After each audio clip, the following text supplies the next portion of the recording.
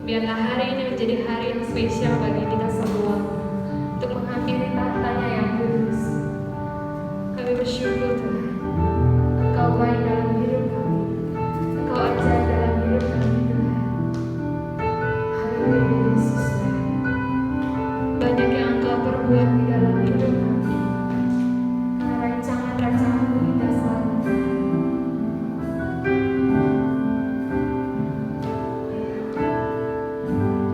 Banyak yang Kau perbuat di dalam hidupku. Rancangan indah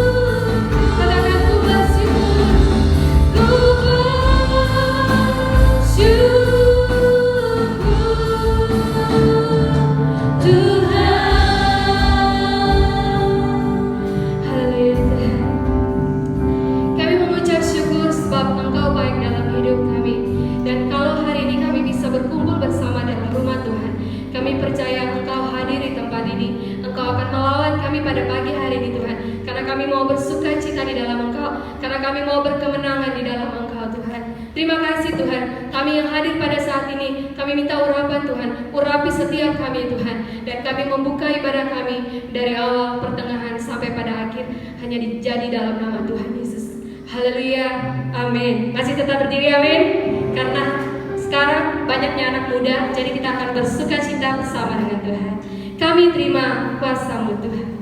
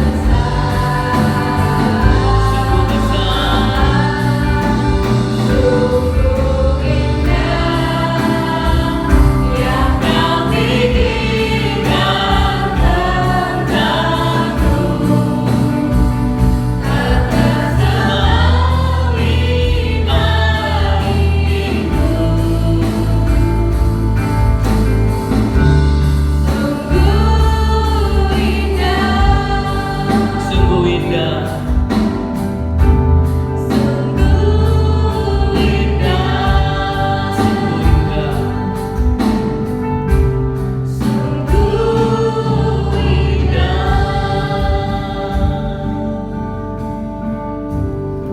Tuhan, sungguh indah hidup di dalam Engkau.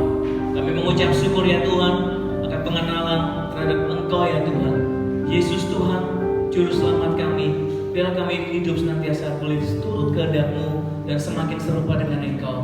Kami ingin hidup di dalam-Mu dan kami ingin Engkau hidup di dalam-Ku Tuhan. Karena kami tahu Tuhan apapun yang kami kerjakan akan berhasil Tuhan. Terima kasih buat terima kasih. Sungguh indah bersama-Mu ya Tuhan.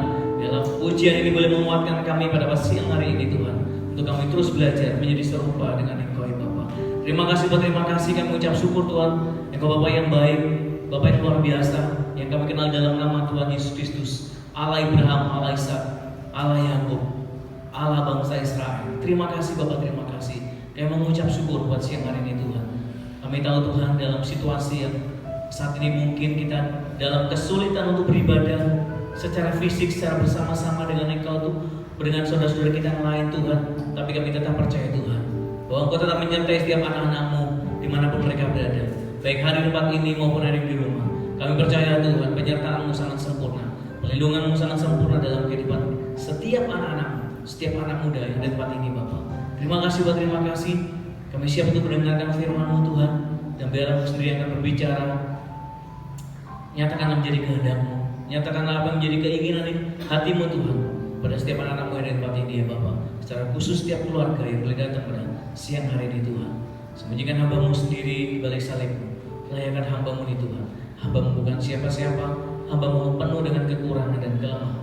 Tetapi hamba percaya Tuhan, Engkau menyertai kami semua, menyertai hamba-Mu. Terima kasih buat terima kasih. Pada siang hari ini kami siap untuk mendengarkan firman. Semua yang percaya mengatakan amin. Silakan duduk Bapak Ibu saudara, saudara-saudara semua, lebih banyak pemudanya pada siang hari ini. Shalom semuanya. Shalom semuanya. Lemes suaranya. Shalom.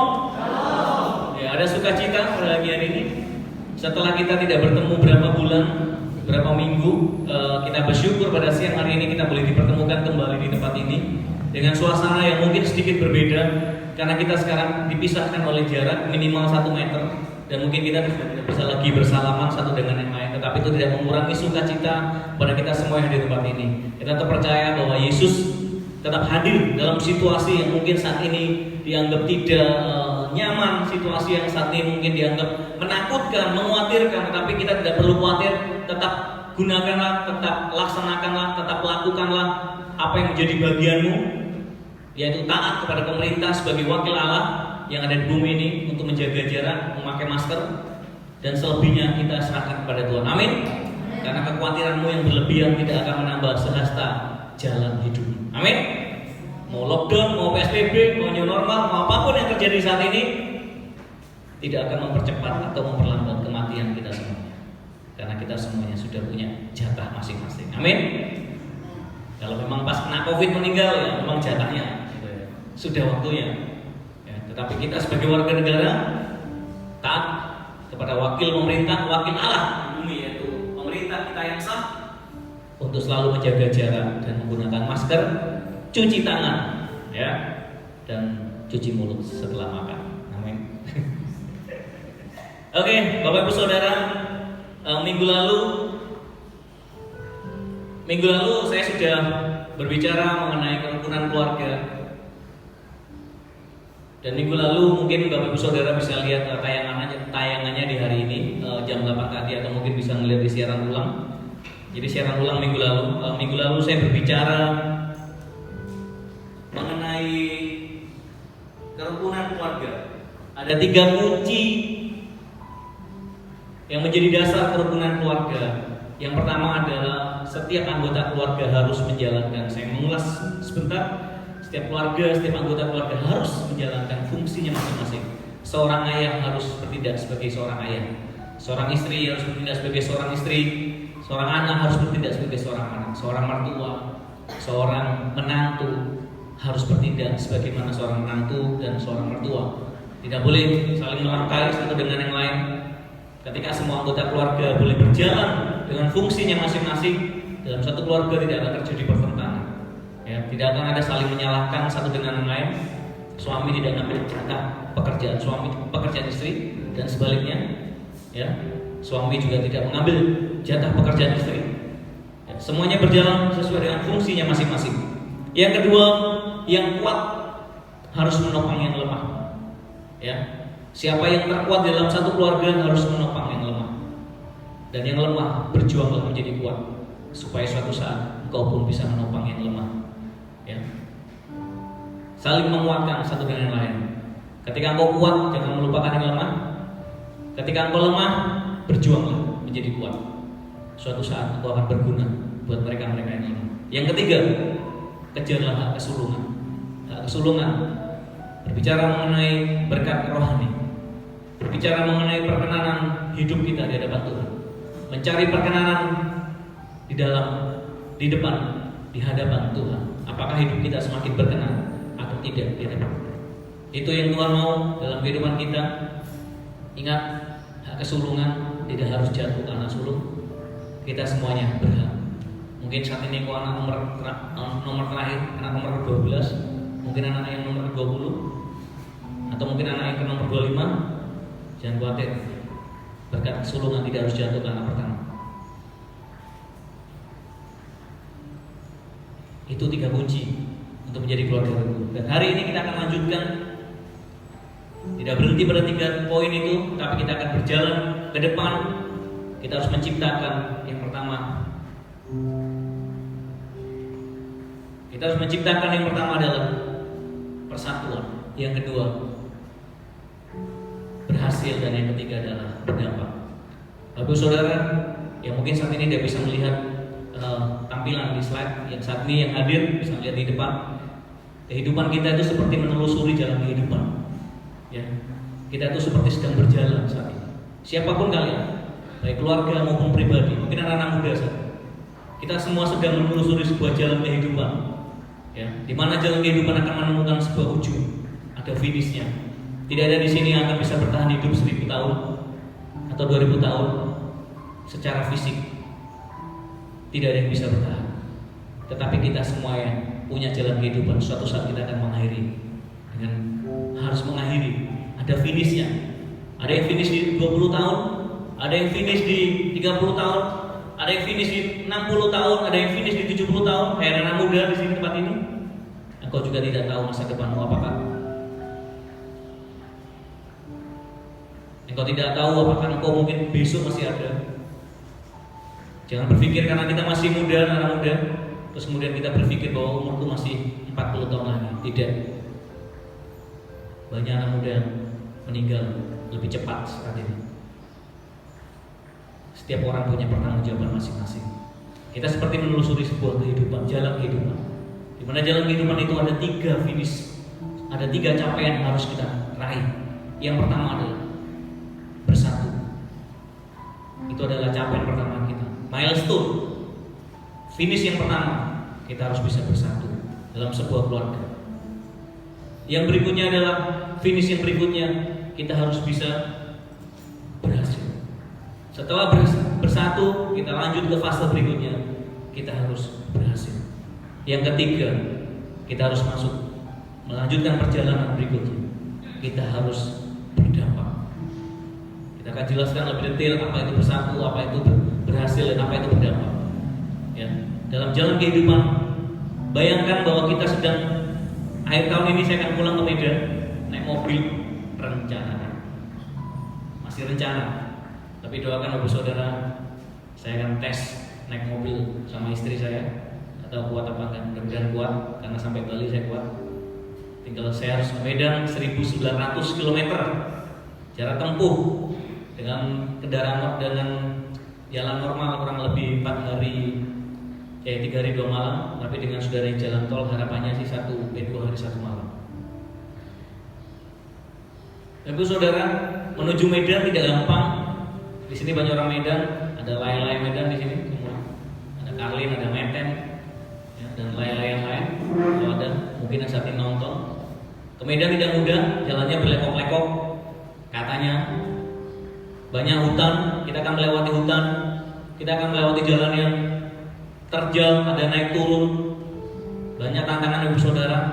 Tetapi kalau kita sudah tahu tujuan kita ke Medan, jangan pernah berhenti di jalan. Amin.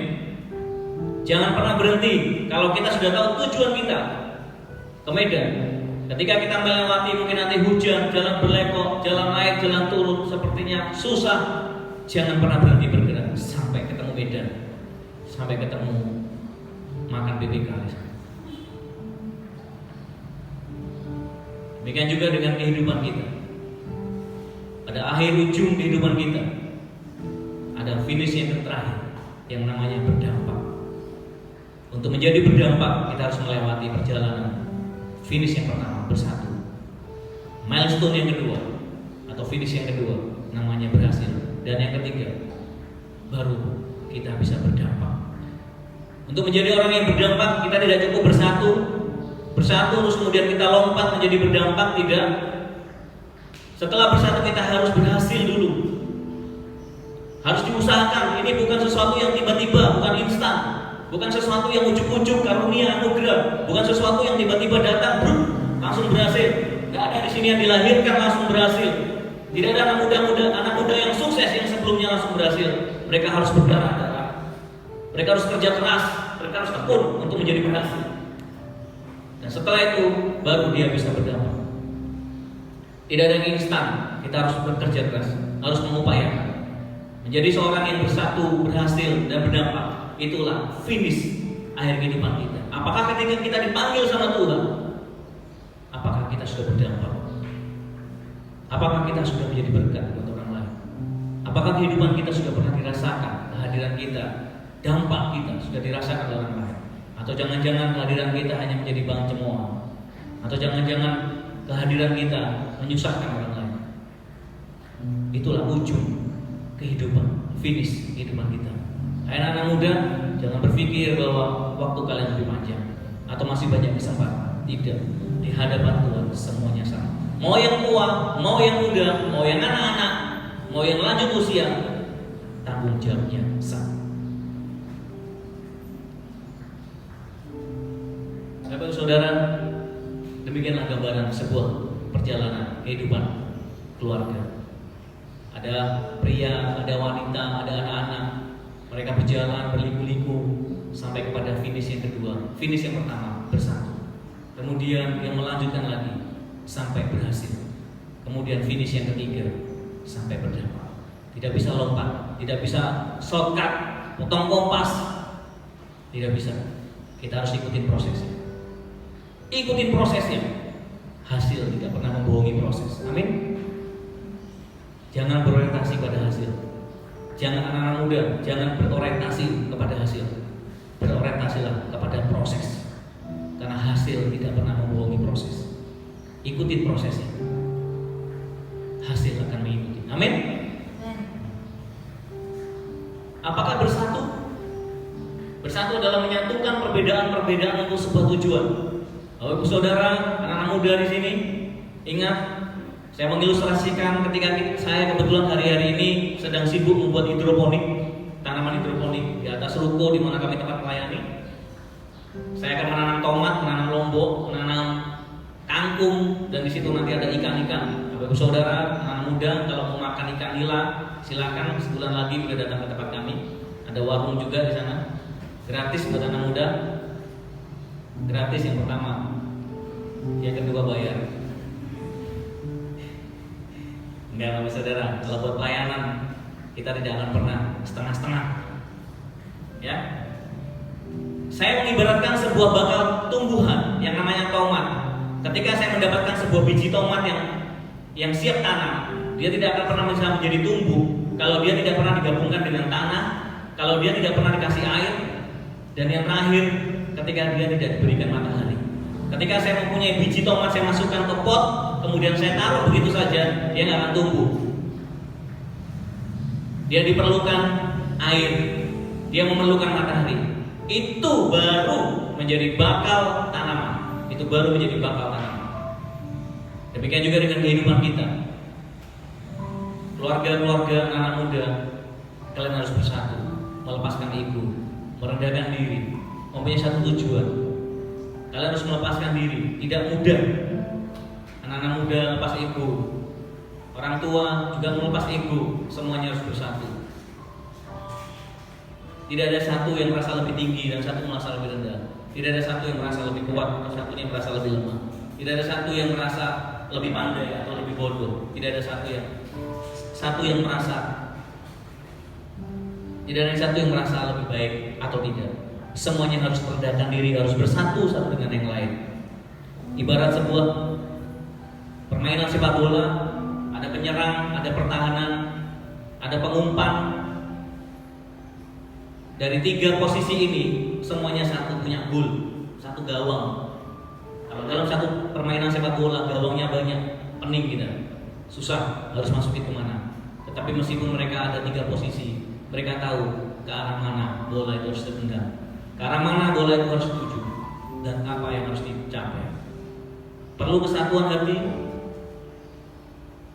perlu kerendahan diri satu dengan yang lain. Bapak saudara, demikian juga dengan sebuah keluarga. Ada ayah, ada anak, ada suami, ada istri, ada ayah, ada ibu. Itu tidak cukup. Itu tidak cukup. Seperti tanaman perlu matahari, demikian juga setiap keluarga, kesatuan keluarga. Setiap keluarga perlu Yesus, perlu bersatu dengan Yesus. Anak-anak muda, kalau kau hari ini mungkin gak punya orang tua, mungkin kau hari ini gak punya sanak keluarga, mungkin kau hari ini sendiri, atau mungkin saat ini gak ada siapa-siapa. Percaya, engkau cukup bersatu dengan Yesus. Setiap keluarga harus bersatu dengan Yesus. Setiap pribadi harus bersatu dengan Yesus. Itulah yang dinamakan keluarga yang hidup. Seperti tanaman, ya, tanaman. Kalau masih kecil gini, ini baru awal kehidupan. Demikian juga dengan keluarga kecil seperti ini dan ada Yesus, itu baru menjadi keluarga yang hidup. Kalau cuma keluarga saja, nggak ada kehidupan. Tanpa Yesus, ada persatuan, nggak ada kehidupan. Ada persatuan dan ada Yesus di dalamnya, baru ada kehidupan. Amin. Tapi saudara semua yang di sini, engkau juga harus menerima Yesus dengan sungguh-sungguh. Baru kehidupanmu ada kehidupan. Baru kehidupanmu ada kehidupan. Kalau engkau menolak Yesus, engkau tidak membawa Yesus dalam kehidupanmu, engkau tidak pernah bersatu dengan Yesus, menjadikan Yesus fokus dalam kehidupanmu, engkau tidak pernah akan mendapatkan sebuah kehidupan. Kita akan baca dalam Filipi 2 ayat 14. Saya akan membacakan buat Bapak Ibu Saudara semuanya di sini. Jadi karena dalam Kristus ada nasihat, ada penghiburan kasih, ada persekutuan roh, ada kasih mesra dan belas kasihan. Karena itu sempurnakanlah sukacitaku dengan ini. Hendaklah kamu sehati sepakat, sehati sepikir, dalam satu kasih, dalam satu jiwa, satu tujuan, dengan tidak mencari kepentingan sendiri atau pujian yang sia-sia. Sebaliknya, hendaklah dengan rendah hati yang seorang menganggap yang lain lebih utama daripada dirinya sendiri. Dan janganlah tiap-tiap orang hanya memperhatikan kepentingannya sendiri, tetapi kepentingan orang lain juga. Dalam satu keluarga diperlukan kesehatian. Firman Tuhan bicara dalam satu keluarga. Inilah ilustrasinya. Dalam satu keluarga perlu ada sehati. Dalam satu keluarga perlu satu pikiran. Dalam satu keluarga perlu satu kasih. Dalam satu jiwa dan satu tujuan. Dalam satu keluarga harus punya tujuan yang sama, harus punya kasih yang sama, harus punya pemikiran yang sama. Tetapi tidak cukup. Kita harus melibatkan Yesus, karena di dalam Yesus ada nasihat, ada penghiburan kasih, ada persekutuan roh, ada kasih mesra, dan ada belas kasihan. Kita hanya mengenal belas kasihan di dalam Kristus. Kita hanya mengenal nasihat, hanya mengenal penghiburan kasih hanya ada di dalam Kristus. Di dunia ini tidak ada yang mengajarkan itu, saudara. Semuanya di dunia ini pengajarannya apa? Amal ibadah. Kalau engkau berbuat baik, engkau punya amal. Kalau engkau tidak berbuat baik, engkau tidak ada amal. Tapi dalam Kristus berbeda. Kalau kita hidup dalam Kristus, dasarnya kita bukan nyari amal. Dasarnya kita bukan nyari amal. Tapi ketika kita melakukan, memiliki belas kasihan, memiliki persekutuan roh, itu karena Kristus semata-mata, bukan karena kita ingin nyari amal. Itulah perbedaan kita dengan dia. Harus ada Kristus dalam kehidupan kita. Ketika ada Kristus dalam kehidupan kita, kita akan menjadi keluarga yang hidup sesuai dengan kehendak Allah. Ini baru bersatu, ya. Ini baru bersatu. Keluarga yang hidup sesuai dengan kehendak Allah, penuh dengan kerendahan hati, penuh dengan kepentingan bersama, penuh dengan tujuan bersama, sukacita, dan bisa menjadi berhasil dan menjadi berdamai. Inilah finish yang pertama. Kita harus mengusahakan setiap anggota keluarga boleh menjadi bersatu, satu dengan yang lain. Pergumulan anak-anak harus menjadi pergumulan orang tua. Jangan biarkan anak-anak belajar dengan sendiri, menyelesaikan masalahnya dengan sendiri. Setiap pergumulan anggota keluarga harus menjadi pergumulan bersama. Setiap pergumulan anak-anak muda harus menjadi pergumulan orang tuamu juga. Setiap pergumulan suami harus menjadi pergumulan istri. Setiap pergumulan istri harus menjadi pergumulan suami. Tidak bisa jalan sendiri-sendiri. Ketika saya harus memutuskan menikah dengan Aryani, dan saya berkata kepada dia bahwa sejak hari ini kita akan biayai pelayanan kami, kita akan biayai pelayanan sendiri. Ketika saya berkomitmen itu, istri juga mendukung saya. Kami saling mendukung. Tidak ada yang mengatakan, wah nggak benar ini nggak. Tapi kami belajar, kami berkomitmen. Ketika kami melakukan itu, kita melihat. Saya melihat istri saya mendukung saya, dan saya melihat istri saya juga mendukung. Saya juga mendukung istri saya. Saya juga sering ngantar istri, meskipun cuma jadi sopir, nggak apa-apa, saudara. Ngantar ke sana kemari jadi sopir, itu juga mendukung. Saya nggak pernah berundel, saya nggak pernah ngeluh ketika saya mau ngantar sama istri saya nggak pernah. Coba tanya nih, masih ada orang ini. Bisa ditanya sama istri saya, apakah saya pernah mengeluh suruh ngantar? Enggak, menjadi sebuah kehormatan mengantar istri saya seorang hamba Tuhan. Jadi menjadikan kehormatan ketika kita boleh melayani, saling melayani satu dengan yang lain. Pergumulan harus menjadi pergumulan bersama. Jangan biarkan anak-anak capek sendiri. Jangan biarkan anak-anak berjuang sendiri untuk menyelesaikan sekolahnya. Anak-anakmu yang sekolah, dukunglah mereka. Kalau engkau tidak bisa mengajari, carikan guru les. Kalau engkau bisa mengajari, bantulah dia. Bantu dia sampai bisa. Karena setiap anak juga punya tujuan, dan setiap anak punya tantangan masing-masing. Amin, Bapak Saudara. Kita harus bersatu dengan keluarga kita. Kita harus bersatu, saling mendukung satu dengan yang lain. Berikutnya, kita harus bisa berhasil. Finish yang berikutnya, kita harus berhasil. Apa itu berhasil? Mencapai dan melampaui batas. Bapak Saudara, anak-anak muda semuanya yang dulu pernah sekolah, kita selalu punya setiap anak sekolah kalau bisa masuk ke step berikutnya. Kalau dia bisa naik kelas 1, kelas 2 ke kelas 3 dan seterusnya, mereka harus bisa, nilai-nilai mereka harus bisa melampaui minimal sama dengan nilai rata-rata kenaikan kelas. Jadi kalau nilainya di bawah, dia nggak akan bisa naik. Kalau nilainya ada di minimal sama, dia bisa naik, tapi naiknya ya percobaan. Bisa jadi seperti itu. Tapi kita harus melampaui. Itu yang dinamakan berhasil. Ketika kita berhasil, dikatakan berhasil ketika kita sudah bisa melampaui capaian rata-rata setiap orang. Itu yang dinamakan berhasil. Kita harus bisa mencapai, melampaui, minimal sama. Pohon yang kecil tadi yang saya ilustrasikan, yang bakal buah tomat ketika masih kecil, apakah sudah bisa dikatakan berhasil? Belum. Karena belum ada buahnya. Dia dikatakan berhasil kalau sudah ada buahnya. Tetapi tidak cukup dengan tanaman yang kecil, yang masih bakal tanaman. Tidak cukup dengan itu. Kita harus merawat dia. Kita harus merawat, memberikan air yang cukup, memberikan matahari yang cukup, memupuk. Diperhatikan ada hama-hamanya enggak, ada belalang, ada binatang yang mengganggu enggak, ada rumput enggak yang memakan pupuknya. Kita harus perhatikan, harus jaga.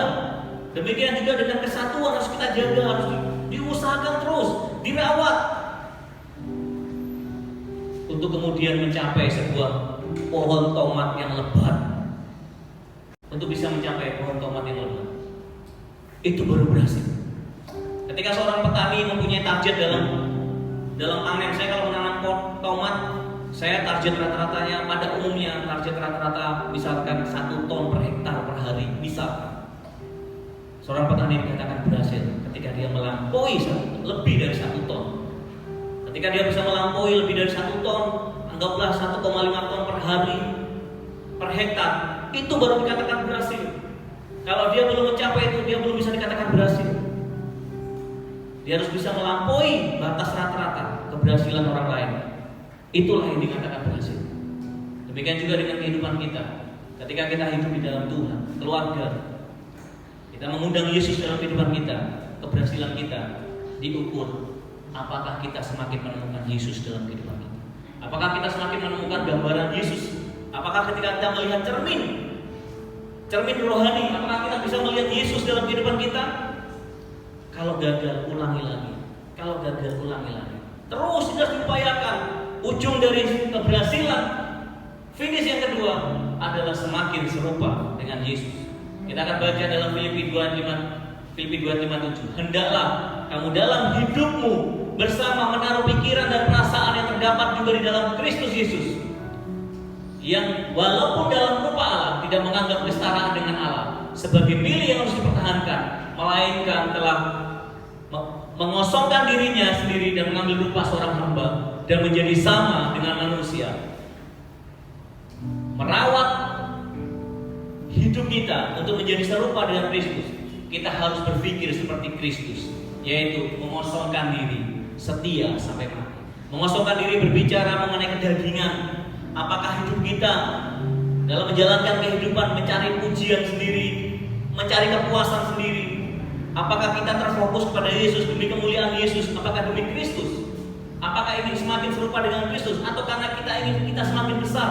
Yohanes 3:30 mengatakan, dia semakin besar dan saya semakin kecil. Itulah perkataan Yohanes.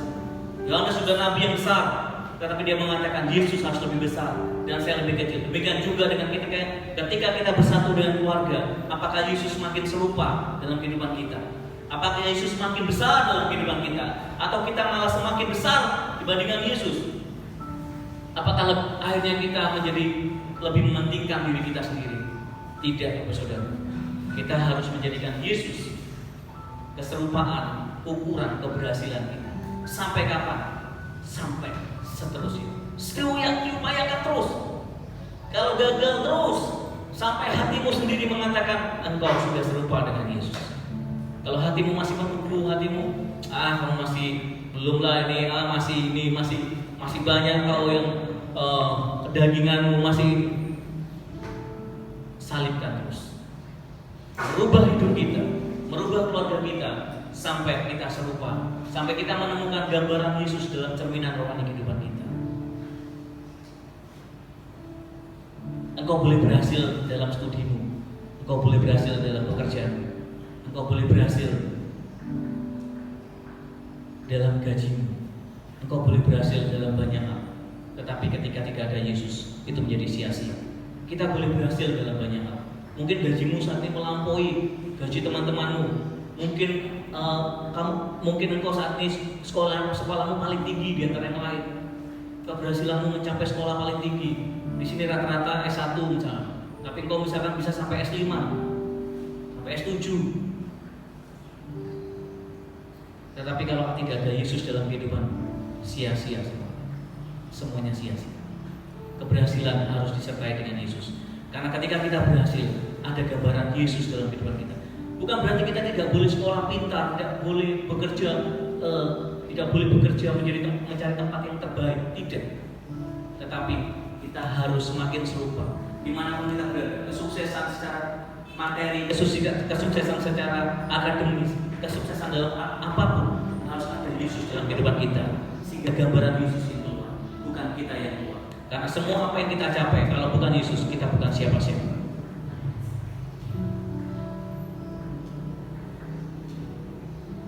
Menjadi pertanyaan, apakah ada gambaran Yesus dalam kehidupan kita? Itu menjadi renungan kita. Apakah Yesus dimuliakan dalam kehidupan kita? Apakah orang lain melihat sosok Yesus dalam kehidupan kita? Saya pun masih belajar. Saya pun masih belajar mengosongkan diri. Saya masih belajar. Ketika kami membuka pelayanan di Semplak,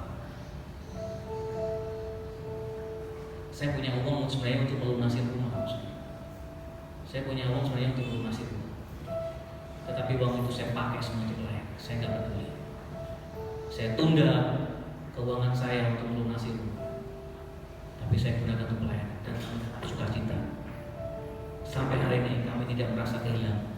Sampai hari ini kami tidak merasa bahwa kami rugi lama itu, karena Tuhan yang minta. Kami belajar mengosongkan diri.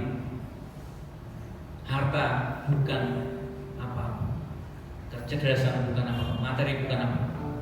Yesus harusnya menjadi terutama. Yesus harusnya menjadi fokus kehidupan kita. Gambaran Yesus yang mengosongkan diri, dia melepaskan jabatan, dia melepaskan pangkat-pangkatnya. Ketika dia bertahta di surga, dia turun ke dunia, dia melepaskan pangkat, dia melepaskan jubah kerajaan, dia turun ke dunia menjadi serupa seperti seorang hamba, seperti seorang manusia. Jikalau Yesus melakukan sedemikian rupa, apakah kita juga akan melakukan hal yang sama di depan Yesus? Itu menjadi sebuah pertanyaan. Yesus sudah mengosongkan diri, dia sudah merendahkan diri seperti itu. Terus kita tidak melakukan hal yang sama? Kita harus melakukan hal yang sama, karena kita harus serupa dengan Yesus. Kita harus menjadi serupa dengan Yesus. Kita harus belajar mengosongkan diri. Saya nggak tahu apa mungkin pergumulan kita, saya nggak tahu apa yang menjadi sesuatu dalam hati kita. Tetapi hari ini coba evaluasi, coba kita melihat apa yang menjadi sesuatu yang kita masih terikat dalam kehidupan ini. Apa kita sudah benar-benar mengosongkan diri? Kami pun masih belajar, semuanya masih belajar. Tetapi kita harus menuju kesempurnaan, menuju seperti wajah Yesus, menuju seperti karakter Yesus. Mengosongkan diri dan semakin serupa dengan Dia. Dia harus makin besar, Dia harus makin ditinggikan, dan kita harus semakin tenggelam. Kita harus semakin kecil. Amin, Bapak Saudara. Bertekun, terus mencoba, kerja keras, tidak menyerah dengan keadaan saat ini, terfokus pada panggilan Kristus sehingga tetap setia. Itu harus kita perjuangkan. Keberhasilan tidak sesuatu yang instan, harus diperjuangkan. Prestasi dalam kehidupan dunia akan menjadi sia-sia tanpa pengenalan akan Kristus. Mengejar pencapaian-pencapaian hidup karena untuk Kristus, untuk menjadi serupa seperti Yesus. Kalau kita mengejar pencapaian, Tuhan tidak melarang. Tapi apakah kita semakin serupa dengan Kristus atau tidak? Itu menjadi pertanyaan buat kita semua. Yang terakhir,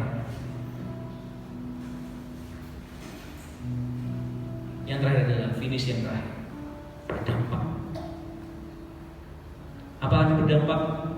Berguna dan dirasakan hadirannya oleh orang lain.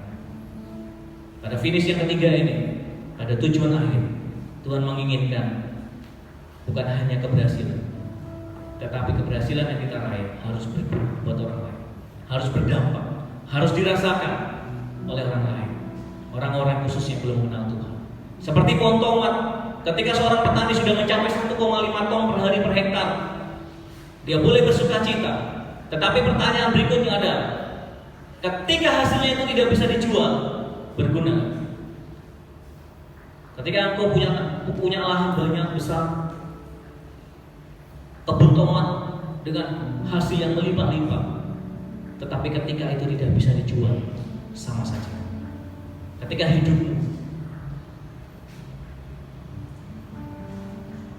hidupmu tidak berguna, juga sia-sia. Engkau boleh mencapai prestasi setinggi apapun, tetapi kalau engkau tidak berguna buat orang lain, sia-sia. Yesus menginginkan kita menjadi berguna buat orang lain. Seperti pohon tomat, dia laku, kita jual. Setelah kita jual, menghasilkan uang, dan uang itulah yang digunakan untuk memenuhi kebutuhan kita. Kebutuhan sekolah, kebutuhan makan, kebutuhan rumah, kebutuhan apapun.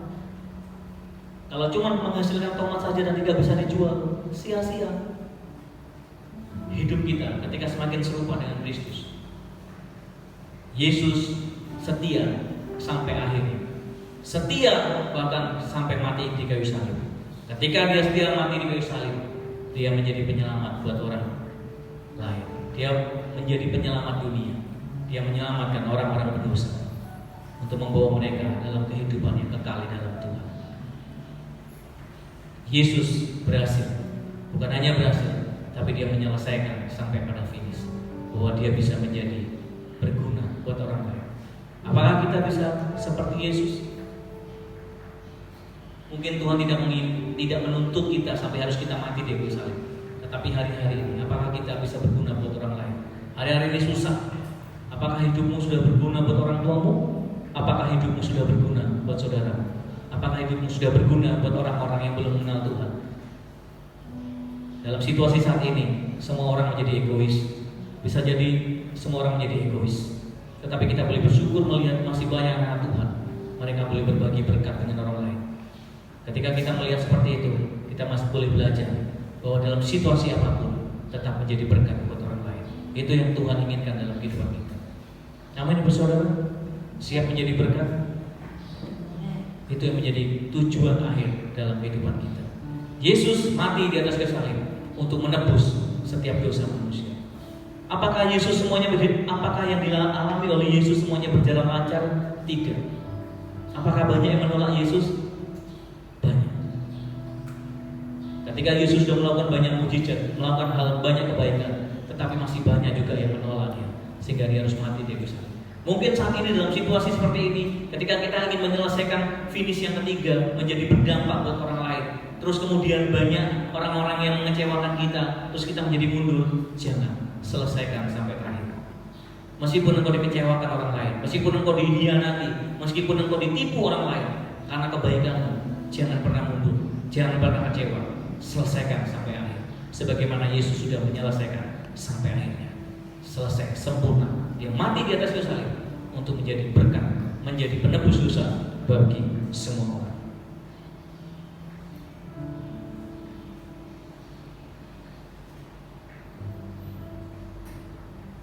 Kemuliaan dikembalikan kepada Yesus ketika Dia setia mati sampai di atas kayu salib. Tuhan mengembalikan, Bapa mengembalikan tahtanya kepada Yesus. Suatu saat kita akan bertemu dengan Yesus kembali. Kita akan bertemu Dia sebagai seorang raja. Kita adalah utusan Tuhan. Saat ini kita adalah saksi Kristus. Kita di sini adalah melanjutkan pekerjaan Kristus supaya orang lain mengenal Kristus dalam kehidupan kita. Mungkin Yesus tidak bisa datang lagi dalam tanda petik secara fisik nanti pada kedatangan kedua. Tetapi kita saat ini menjadi rekan-rekan Allah. Kita lah yang harus melanjutkan pekerjaan Tuhan di bumi ini supaya mereka mengenal Kristus, mengenal Yesus dari kehidupan kita. Kalau mereka tidak bisa mengenal Kristus dalam kehidupan kita, sia-sialah semuanya. Sia-sia semua. Pencapaianmu boleh tinggi, rumahmu boleh banyak, gelarmu boleh banyak, apapun kamu boleh yang terbaik. Tetapi kalau tidak berguna dan tidak ada Yesus, semuanya menjadi sia-sia. Itu yang menjadi renungan kita. Apakah kita sudah dan mau menuju ke sana, menjadi berkat, berdampak, menjadi bagi orang lain. Yesus ingin apapun yang kita capai dalam dunia ini dapat memberkati banyak orang, sehingga mereka semua mengenal pribadi Yesus dan menerima Yesus sebagai Tuhan dan Juru Selamat. Saya tutup dengan pernyataan Einstein. Einstein mengatakan, berusahalah untuk tidak menjadi manusia yang berhasil, tetapi berusahalah menjadi manusia yang berguna. 3 finish yang harus kita selesaikan sampai Tuhan memanggil kita. Bersatu, berhasil, berdampak atau berguna. Amin. Anak-anak muda, siap menjadi anak-anak muda yang berguna buat orang lain. Saya juga pernah menjadi muda. Saya pernah seumuran kalian. Saya pernah mengalami susah juga pada masa muda. Berat saya pernah 44 kilo karena saya tidak bisa makan dengan normal karena saya harus keterbatasan dana dari orang tua saya. Saya pernah 44 kilo umur 20-an. Kurus sekali karena saya nggak punya biaya. Tetapi saya tetap percaya saya harus melewati. Saya harus melewati setiap persoalan. Saya harus menelusuri jalan kehidupan sampai menyelesaikan. Saya bukan berarti sudah mencapai, tapi saya ingin seperti Paulus. Saya melupakan apa yang di belakang dan saya mengejar panggilan Tuhan sampai saya bertemu dengan Tuhan kedua kali. Kita akan bagi berdiri. Kita akan pujian Engkau ada bersama.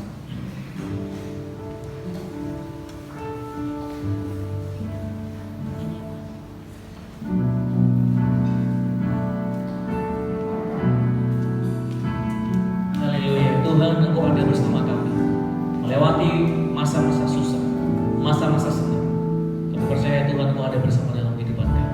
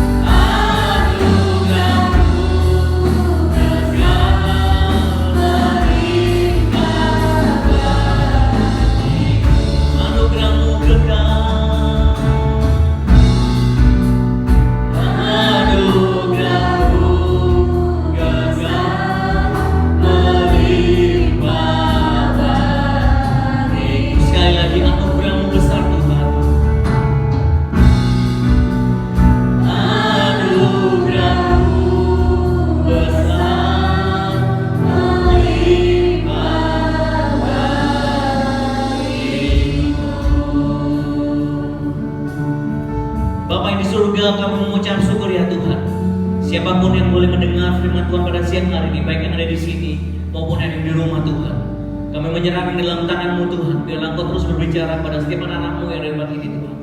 Engkau terus berbicara, Roh Kudus terus berbicara kepada setiap rumah tangga, pada setiap orang tua, pada setiap anak-anak, pada setiap siapapun yang mendengarkan Tuhan. Biarlah ini boleh menjadi pernyataan-Mu Tuhan dalam kehidupan kami untuk dan menjadi iman buat kami Tuhan, bahwa kami ingin menyelesaikan sampai tuntas panggilan-Mu Tuhan, untuk kami boleh menjadi berguna, berdampak sebagaimana Engkau sudah mati di atas kayu salib. Terima kasih Tuhan, Hamba-Mu sangat terbatas dengan waktu dan tempat Tuhan, tapi kami percaya Roh-Mu akan terus bekerja melalui setiap tempat ini Tuhan. Bekerjalah terus Tuhan. Kami rindu Tuhan, sekali-sekali tempat ini bukan yang terkecil. Kami yakin dari tempat ini akan muncul orang-orang yang besar, akan muncul orang-orang yang dipakai bagi kemuliaan Tuhan, akan muncul orang-orang yang menjadi berkat bagi buat bangsa negara, muncul orang-orang yang menjadi berkat dimanapun mereka berada. Terima kasih Bapak, terima kasih. Kami menyerahkan semuanya di dalam nama Tuhan Yesus. Kami sudah berdoa ucap syukur. Semua yang percaya mengatakan amin. Silakan.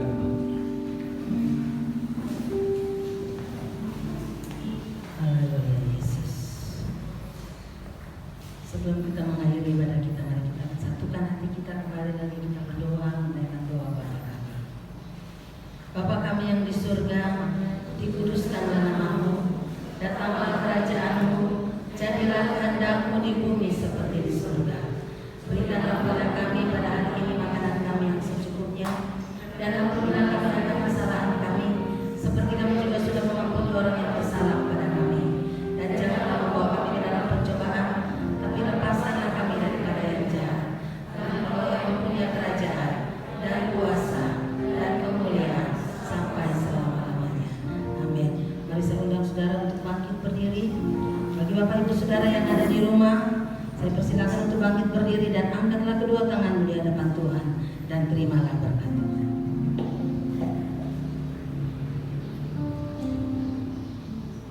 Tuhan memberkati engkau dan melindungi engkau. Tuhan menyinari engkau dengan wajah-Nya dan memberi engkau kasih karunia. Tuhan menghadapkan wajah-Nya kepadamu dan memberi engkau damai sejahtera. Kiranya damai sejahtera Allah yang melampaui segala akal menguasai hati, pikiran, dan perasaan saudara mulai hari ini sampai Maranatha Tuhan Yesus datang kembali. Haleluya.